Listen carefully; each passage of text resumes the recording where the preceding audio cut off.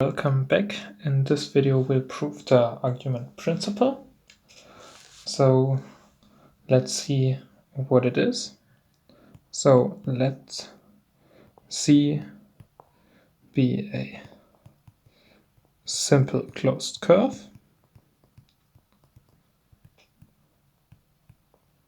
And so in a complex plane, of course. And we let f be a holomorphic function. We don't want it to be holomorphic, we want it to be just meromorphic.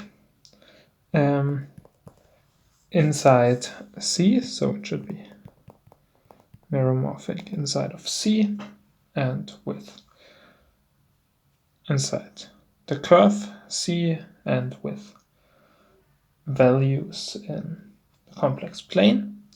And furthermore, we assume that it has no zeros or poles on the curve. So it can have zeros or poles inside of the curve, but not on the curve.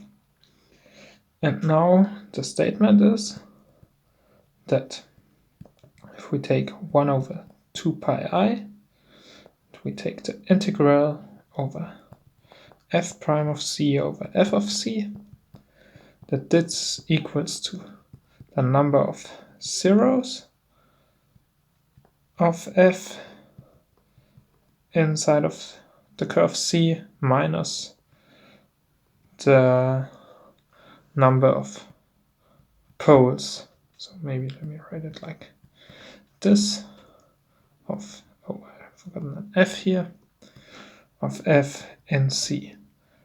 And this is counted with multiplicities. So if we have a zero of order k at some point A, then we get a k here, but not just a k because we add up all the points, but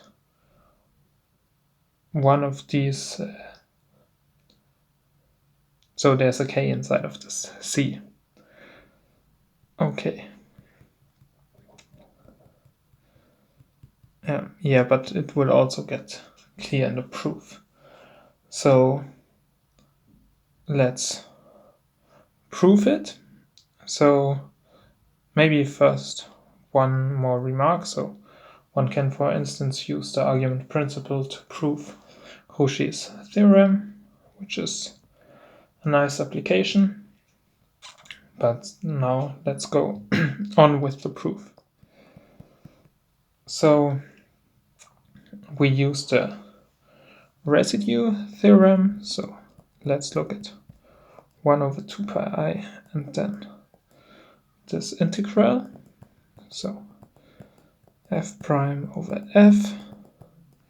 And now we know that this is the sum over the residues of f prime over f in A, at A, where A is a point in, so we sum over all points inside of the curve C.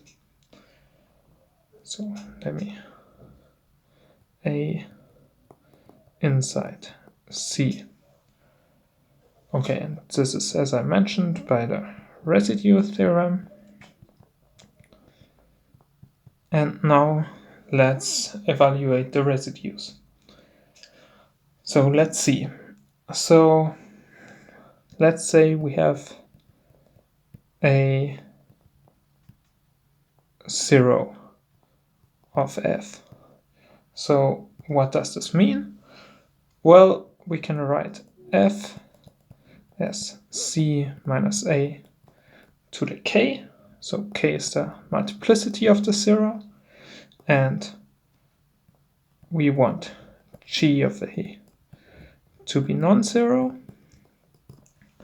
And then we can just take the derivative.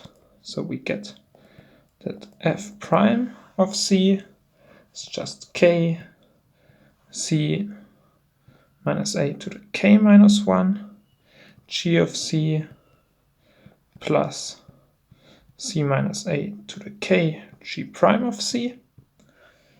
And well, now we are already almost done. Now we look at f prime over c divided by f of c. And now let's look at the terms. So we get a k 1 over c minus a, because the g cancels out, plus, and now let's see what we get here. Here the c minus a to the k cancels out, so we get g prime of c divided by g of c.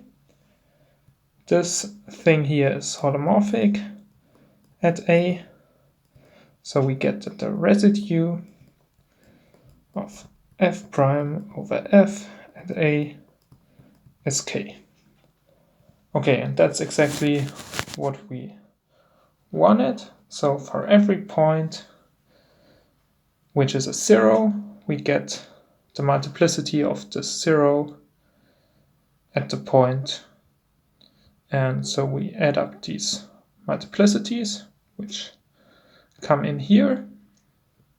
And then we do similar things for the poles. So that's just basically the same. And what do we do now? Well, we're already almost finished. So there's just one more thing one should mention. So if A is neither 0 nor a pole of f, then the function f prime over f is holomorphic at A, so the residue is 0 at this point, and we are done. So that's the proof. Let's see. So if this is f prime over f is holomorphic, we add a 0, so there's nothing to do here. And yeah, that's it. So thanks for watching. Have a good time and see you maybe another time. Bye.